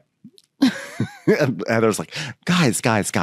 Okay, let's deflect away from the truth bomb I just dropped on Meredith. Okay, so guys, before you go to your villa, let's do a little experiment, a little audio testing. And Heather literally tells us, she goes, can we get over the whole emotional affair thing and get back to the real important issue? We have a real conspiracy to uncover. We have bugs to search for. We have audio tests to conduct. We've got to crack this case wide open. So Meredith's like, well, you can do what you want. I'm more interested in what you said as we were getting out of the golf cart. She's like, no, we're going to do a wacky scene looking for bugs. And Heather's like, I just thought it was projection of having been through infidelity, That's all. But there was no infidelity. My husband and I were separated. How dare you? Why are you yelling at me? Oh my God, there's a recording device. What? Okay, everyone run. So she's like, why are you yelling at me? And she says, because I don't know who's starting more rumors about me. And she's like, well, it's certainly not me. I mean, we're doing an audio test. It's not a rumor that you cheated on your husband. Everybody already knows that. Move past it. I'm not interested. I'm going to bed. I've had enough of the lies from everyone. Get your story straight. Treat me with kindness and respect. And Meredith's like, what did you say, Heather? She's like, Heather's like, don't look at me like I didn't say anything. Don't look at me. I didn't say anything except that, you co-sign emotional affairs because you had emotional affairs because you have infidelity. That's all I said, Meredith. Well, don't tell my story. I don't co-sign on affairs and infidelity. And Mary's like, wait, who are you talking to? Meredith just walks to her room.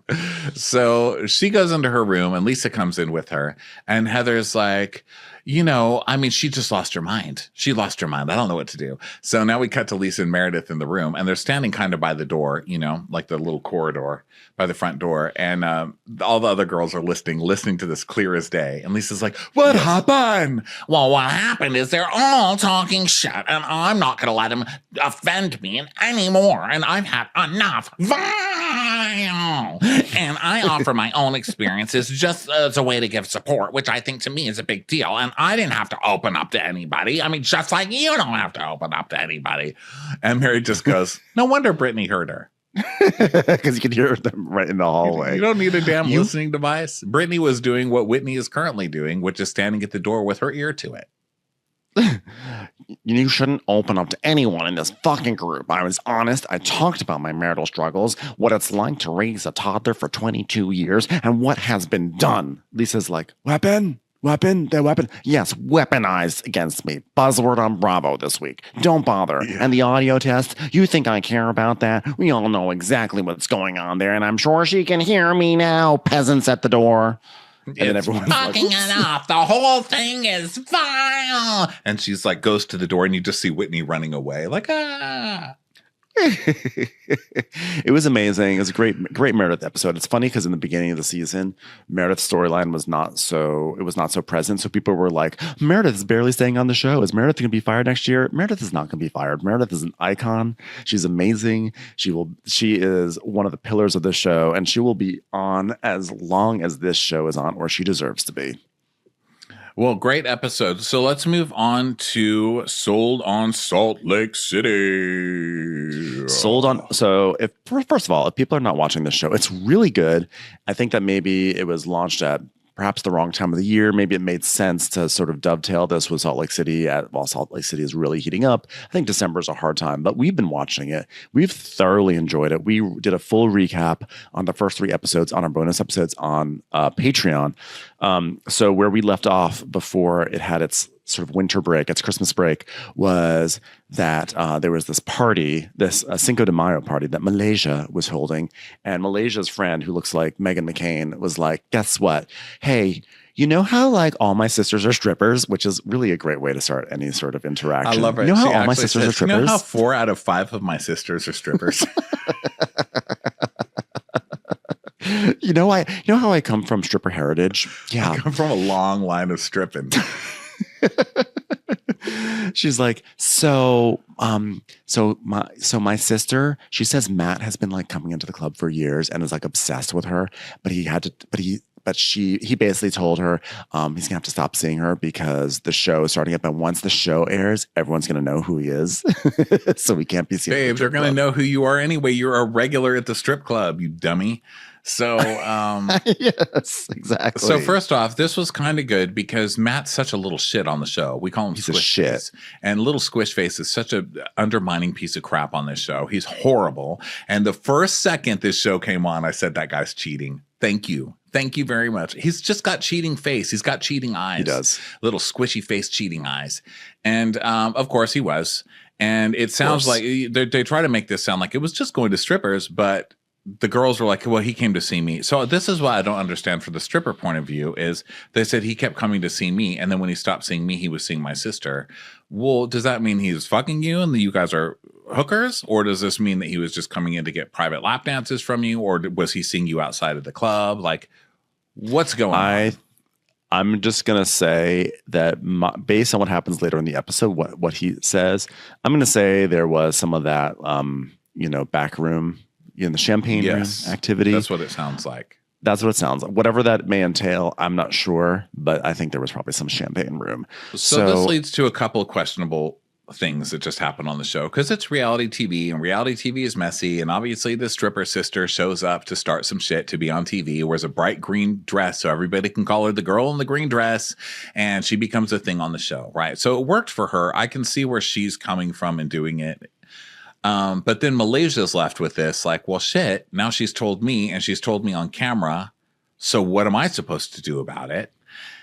do I tell him? And at first, it seems like she's going to kind of do, because it's not just him. I don't think that the problem is outing Matt. Fuck that guy. The problem is what it's going to do to the wife and kids to have this outed on national TV when you live in Utah, right? So it becomes this big moral dilemma. It's like, what is this girl going to do with this information? So Malaysia's wondering, and I think that like a proper reality show is she sits with this information for about 2 or 3 episodes. She talks with everyone else about it. What do I say? What do I do? It builds up to finally a confrontation. But I don't know, maybe they just don't have enough of an episode order to have that, to waste that time. So clearly a producer was in her ear saying, you should probably talk to Matt about this. You should probably talk to Matt. You should probably talk to Matt. Talk to Matt. Talk to Swishface. So she goes up to him. Well, she doesn't really at first. First, she texts because the Portuguese girl. Right, she's Portuguese, right? Actually, was it? Did she? Like, how dare you call me? How dare you call me sugar baby or whatever? Yeah, she's like Shakira and Kate McKinnon. Yes. What? Wait, I have a question. Did she? I was confused about this. Did she text her, or did she text Chris, or is it that like Meghan McCain talked to Chris and then Chris told his wife? She texted the wife. She texted the Russian chick or I don't remember. The Eastern European chick. And she texted her and was like, oh my God, you won't believe what's going on. Right? She texted somebody else about it. To where like, it was oh very God. quick. Yes. So she's like, what am I going to do? I just got this information. But nobody really knows what the information is. And she starts going around the party. And also, she's kind of drunk now. She's had a lot of tequila shots. Right. So she's like, oh, my God, what do I do? So finally, they're like, oh, my God. And meanwhile, the wife senses some bullshit and she's out of there. I don't know if she knew this was going on. But the wife was like, this feels really weird and really dark. I don't like this. I have a stomach ache. Can we go home? And he's like, why don't you go lay down in the car? So that shows you what kind of asshole he is. Just go fucking lay down in the car, babe. Yeah, leave with your wife. Go home. Take care of her. Exactly. To be fair, she was also very unhappy with the churro temperatures. She was like, these churros are cold. They're supposed to be warm. So she goes off to the car to lay down because this piece of shit won't. I mean, could you even imagine? So he's there. And so Malaysia at first was not going to say anything to Matt because the wife is there. And she's like, I'm not going to cross that line. But when she's talking to Matt a little bit later, she discovers that the wife, her name's Nicole, right? Is her name Nicole? She has Nicole energy. Whatever the wife's name is. I just call her eyelashes because those eyelashes, they're like cut off thumbnails that she's glued to her eyes. I know. They're so weird. So you need to get eyelashes that fit you. You're like wearing a child's eyelashes on top of adult eyelashes. It looks cray cray. Get proper eyelashes. Her name is Nicole. So Nicole has actually driven home because she's like, she probably realized, why the fuck am I lying down in this car? I'm just going to drive home. Shit, well, when she got into the car, you saw her press on the brakes, which, I mean, I guess you could do while you're getting comfortable in the car. But I was like, no, that's what you do when you're ready to put the car in. She's like, I'll lie down in the car in our own driveway. So when Malaysia finds out that Nicole's not there anymore, Malaysia just kind of, she does this weird thing where they're talking about like, you've been a dog. I've heard you've been a dog. He's like, what are you talking about? Come on, man. What are you talking about? She's like, you know what I know. He's like, what are you talking about? Listen, dude, you know you're holding onto a scandal and you're on reality TV and these things always come to the surface. And the fact that he should have just said, I think I know. He should have just said, I think I know what you're talking about. And I think you've got it completely wrong, but we'll discuss that later. But instead, he does the most guilty thing of all time, which is that when she finally like whispers in his ear, like I know, he's like, or no, she doesn't even whisper. She just says, she's just like, don't make me say it. She's like, this is a bad position for me to be in, basically. Don't make me say this. Like, you know what is going on. I want you to just say it. And he's like, I don't know what you're talking about. But he does know the stripper sister's there. So he does know that something's coming. I wonder if he realizes that she is related, because then she finally has to say, well, you know how like the green dress girl who looks like Meghan McCain, you know how she comes from a family of dancers? He's like, huh? Dancers? He's like, huh? Dancers? And then he's like, I'm out. He's like, bye. Bye. It's like, see ya. And so he gets out and he's pissed basically at production because they're about to ruin his marriage on TV, which, I mean, I guess I understand that fight or flight response, but you're caught. You're should have caught, had buddy, and I'm not going to feel for you. And surely no one on this show, especially the women, are going to start feeling for the man. Please. No. And surely by the the way, patriarchy is not going to take over on this show. Surely not. This is But a also- show about girl power, and it's run by a girl, and she's going Yeah. to totally have the girls back. by the way, this idiot, how does he not have an excuse ready to go on just in case his secret comes out? How does he not like, how is he just not prepared? Like he that just shows that kind of like, bro, it's not just like idiocy. It's like that privilege or that like that cockiness of like, no, everything works for me. Like, Well, it's I also will- the innocence of I know how not to do having been this. on reality TV and thinking Yeah. like, I'm going to go project this image and nobody's going to bring me down. I'm not going to act immature. And when this lady is accusing me of trying to bring down her relationship, I'm just going to gaslight it and make it seem like she's crazy. And I'm going to, he thinks he can control it. It happens to every season winner, poor things. Yes. So he leaves, and then the what's the short guy's name again? Kenny. He's like, God, dude, where are you going? Where? He's like, no. He's like, I'm not gonna talk to you unless your mic is off. Unless your mic is off. So he storms off, and then you have Jen Yo, who is in a Frida Kahlo like headdress, and is it a Frida Kahlo or is it just? I don't know. Because she I was don't like, know. look at either way. But I know the headdress. I was like, I don't know. You guys are still getting away with things in that town that you don't in others, but you go, girl. And so she's wearing that, and so she finds out that this is going on because it's become this huge drama. And she's like, wait a minute. What? I don't believe it. Matt would never do something like he's Matt. He's just a gorgeous person who fails at everything, but still somehow is given everything he wants. I just don't believe he would do this. Yeah. She's like, no, I really don't. No. And so now she's like mad at Malaysia.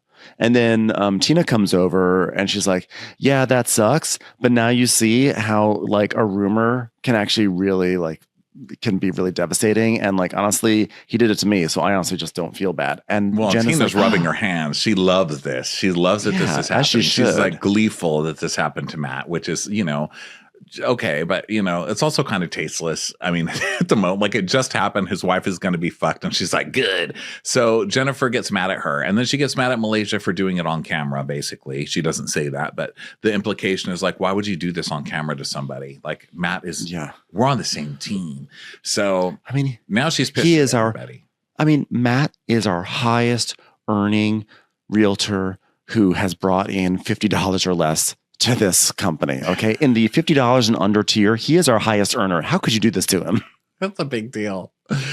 So she's decided that no matter what, she's going to believe Matt and stick with Matt because poor Matt, which really disappointed me with Jen. And it led to kind of an interesting conversation, I guess, with the audience that she had, where she was explaining, what Matt did. I know that it seems like horrible or whatever, especially to people in Utah, like that's like the worst sin, but that growing up LDS has so much shame attached to it that people act in crazy ways because they're rebelling against that shame, or they have to.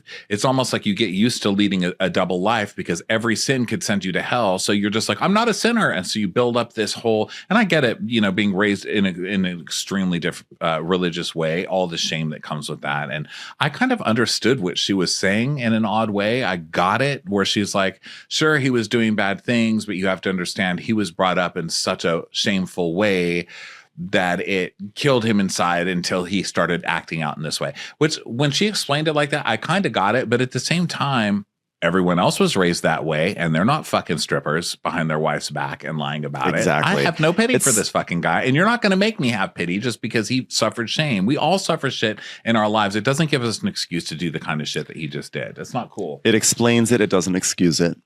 But I think she was excusing it. And so then we go, but then Matt has his whole, he has his whole thing, which is, so after the fallout of this party, then Matt is like talking, the producers are asking him about like the relationship. And he said it went on for like 10 years. And he goes, there'd be some years, sometimes I'd see her like twice a month, and then I'd have a year without going. I'm like, but 10 years? And then he would say, And I think what's also fucked up is not that he went to a strip club, but it's like he developed a relationship with the stripper on some level. You know, even if it wasn't even physical, there was someone that he went to that was like giving him, it wasn't just like looking at naked bodies. It was like he really connected with someone there. So he's like, you know, here's the thing, like growing up, I never had friends, and I would go into the closet and I would scream in the closet. He has this whole story about the reason why he went to the strip club is he didn't have friends growing up, and he would cry in the closet. Well, he was talking about being an extremely insecure person and being raised with so much shame, and he never fit in with anybody, and he couldn't make friends, and he would lock himself in the closet and just berate himself with all the negativity that he was feeling. And I mean, it was actually a really sad story. It's sad. I felt bad for him because I was like, oh, like hot people have trouble too. Like maybe he wasn't always working out this much, you know, he was like had insecurities. I mean, I kind of felt bad for him, but then I had to keep reminding myself, don't whatsoever. fall for it. This is a manipulating man who's now manipulating. He's doing everybody. He's sewing his victim cloak, and he's sewing it very thick and heavy for himself. And he's wearing that so we can't say shit about him. Well, I'm sorry, sir. That's not going to work. Okay. I'm burning your victim cloak. It is out. You're an adult now. You're an adult now, and it's called therapy. Also, here's another thing I wanted to ask you. Do you think that his wife knows? Because I think his wife knows, and she's keeping way too chill. I think she's known all along, but it's one of those like, well, it's a strip club. It's not the best, but you know, I get that he's a man and men have needs, and at least it's just a strip club and it's not an affair. And as long as he doesn't get caught or embarrass our family, then it's fine. Because she talks about how divorce is just something you don't do. And this is, you stay with each other no matter what. Malaysia has a whole thing where she's like, once you're married, that's not only your husband here, that's your husband in the afterlife and on your own little planet that you get when you're Mormon. And like, you guys stay with each other forever. And so I think that the wife knew. And I think when the wife saw that girl there, she knew what was about to happen. And she's like, I'm fucking out of here. You guys aren't using me for this. Like, you've humiliated me enough. You're not going to get me to sit here and scream at some stripper sister on camera. Sorry. I think that's a fairly strong conspiracy theory. Because what happens is, so Matt tells this whole sob story, which, like you said, the story itself is sad. But if I'm not going to let Britney Bateman off the hook, I'm not going to let this guy off the hook. Okay. Like like we know, you can give me a sob story, and you know, I always fall for a sob story, but like, I'm not going to fall for this one. It has nothing to do, or like, you can't really tell me that you can't blame 10 years of going to the strip club, knowing that it's like a violation of the relationship that he has developed with his wife, on his childhood trauma in this way. I'm sorry. I just don't think that's fair to her. So then, and by the way, when they asked him about this relationship and they're like, has there been kissing? He goes, nah, I'm not going to go there. Well, that would be the easiest no. So that's clearly a yes. It wasn't just you're going to the strip club. You made out with this stripper at least once, if not multiple times. So that's fucked up. So then, which is weird that and it got me thinking, but why is he not lying? Because he's lied this whole time. Why is he not lying? Like, who cares? Who's going to prove him wrong? You know what I mean? Yeah. But it's like he has that kind of thing where he's getting the punishment, and that's like another kink. You know, where he's like getting caught. He's doing something bad and he's getting caught. And that's another thing. And so he's just going to keep like, well, it's like he's confessing to get in more trouble. I don't know if that makes any sense, but you see it a lot of times with people when they get caught on purpose. You know what I mean? Or they're leaving little hints around so that they finally get caught. I don't know if it's because they'll feel relieved that they're not carrying the burden around. Like, I don't know what it is, but you see it a lot with people doing shit like this. So Matt and Nicole sit on the bed to have a talk. And she's like, because this is an emotionally raw moment, I'm not going to put on any makeup except the darkest mascara I can find. So they sit there, and Matt is like, I know, like, we just worked hard to get back to a place of like trust, and I've ruined it. And I'm like, really sorry. And he starts to do like the sob thing. And she's like, well, what I learned, aside from the fact that there are monsters in the world that would serve cold churros, is that I can stand on my own 2 feet now because I went to an MLM conference and a lady hugged me. And now I know I've got I don't need protein you. in my system now every morning that I can stand tall. Because guess what? Not only can you pack your bags and go, and I don't have to pack my bags because I've got Go-Gurt. That's right. I'm now selling and Go-Gurt 5 for 1, or you can have a monthly plan. I'm gonna Go-Gurt MLM. I forgot to tell you that. Anyway, I can support myself now. I don't need you. But I am probiotics. And then she tells us, and I actually have liked Nicole, but then she tells us, I mean, stripping is not illegal. I wish it were. I don't think that women should be able to sell their bodies for money, but whatever. It is what it is. I'm like, excuse you. People can do whatever they want with their fucking bodies. So then, of course, then she's like, because then she's like, well, why wouldn't you have told me? If there weren't men like your husbands, there would be no need to sell their bodies. There would be no market for it. So please, let's keep the guilt in the house. Okay, ma'am. So then she's like, I just wish you would have spoken to me about it, about like what you were going through. I wish you would have come to me. He's like, I didn't. And she goes, you didn't want to? He goes, it was the fear. It was the fear because of it. I didn't want to come to you. And she's like, listen. Well, yeah. And also, who's going to come and be like, hey, honey, I'm going to strip clubs and having emotional affairs with strippers at the very least. Okay. How was your day? Through it. You don't want to stop doing it. That's why I didn't tell you. He was like, I thought I could fix it by myself. And she goes, that is like what Satan always does. He like puts terrible thoughts into your head and makes you think that you can take care of it yourself, but you can't. You have to tell your wife. Yeah. Satan hates teamwork. The only thing worse than teamwork, strippers. Satan loves strippers.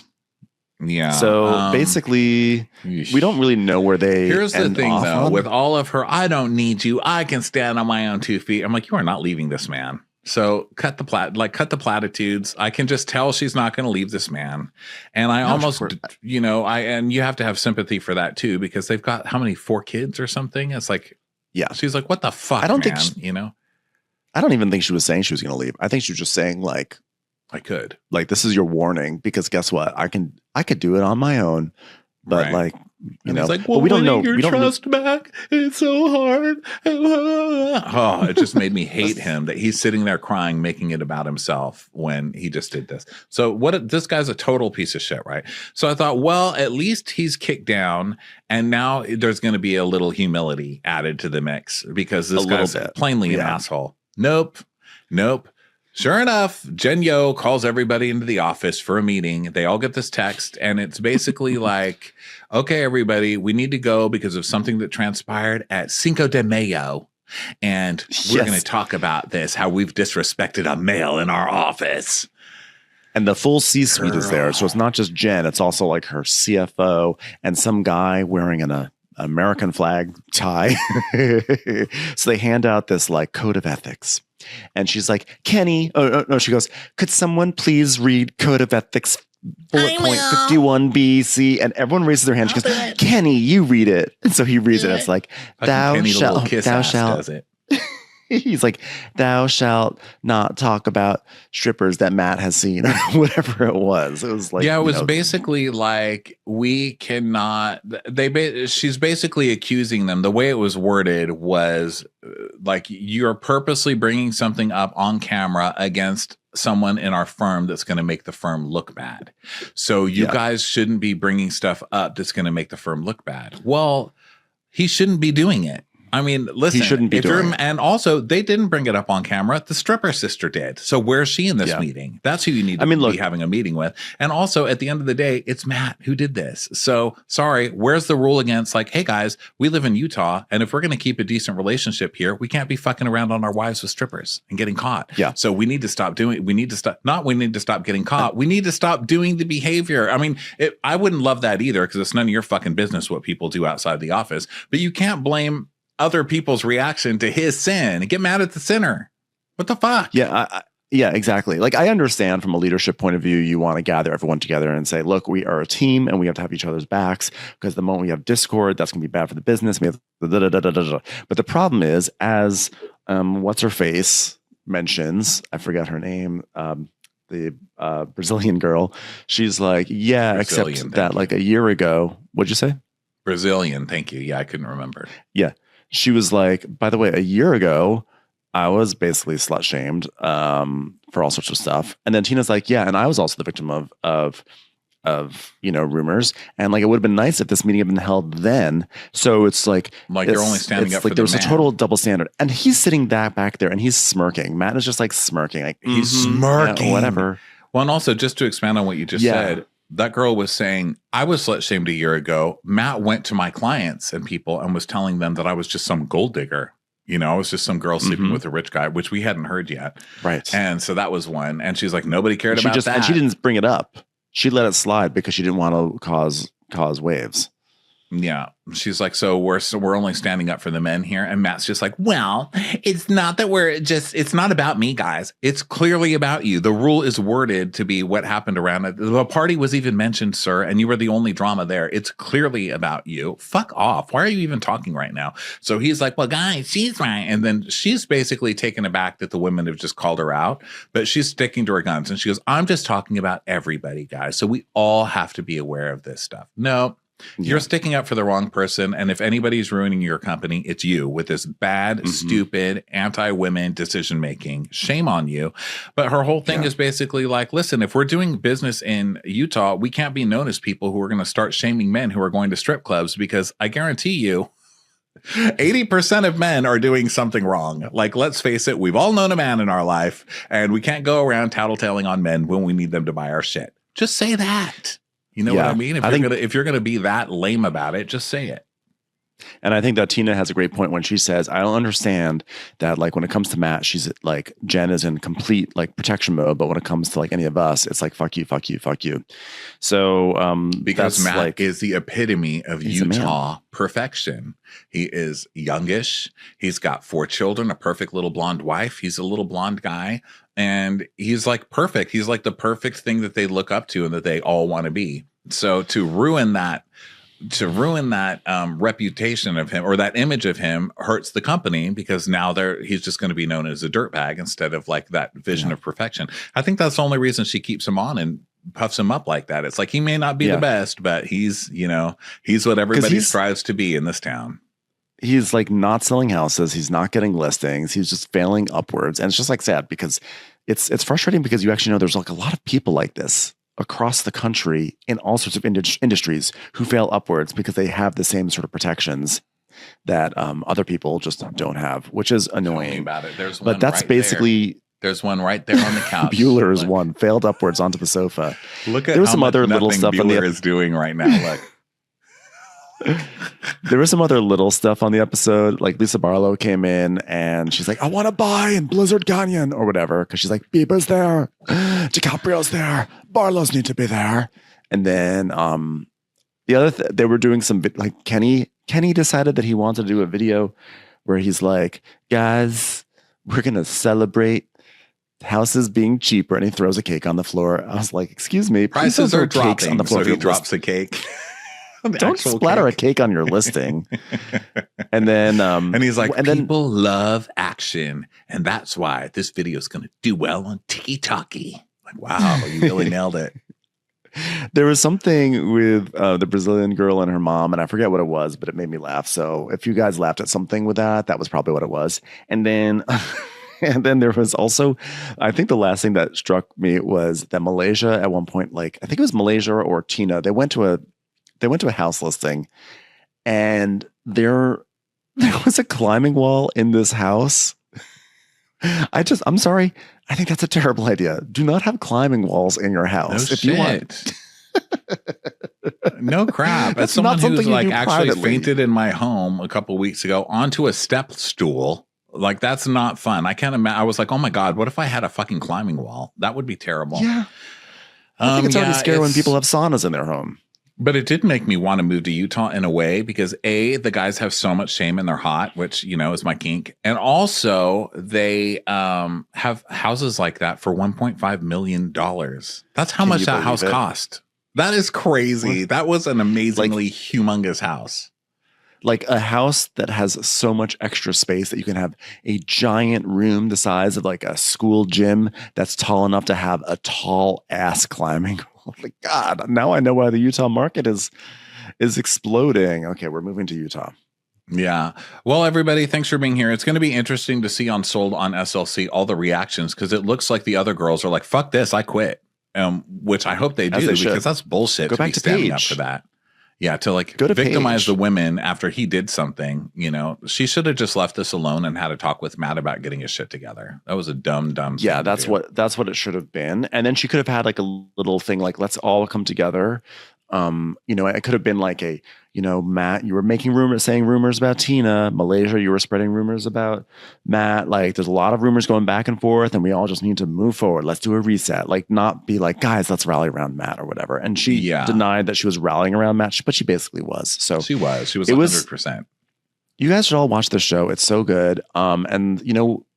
We are going to SLC. So if there are people listening from SLC who are watching both of these shows we talked to today, come see us when we return to Salt Lake City for a show in about, about a month or so. So we can't wait. And we'll catch you on the next episode of Crappens. Bye, everyone. Bye, everybody.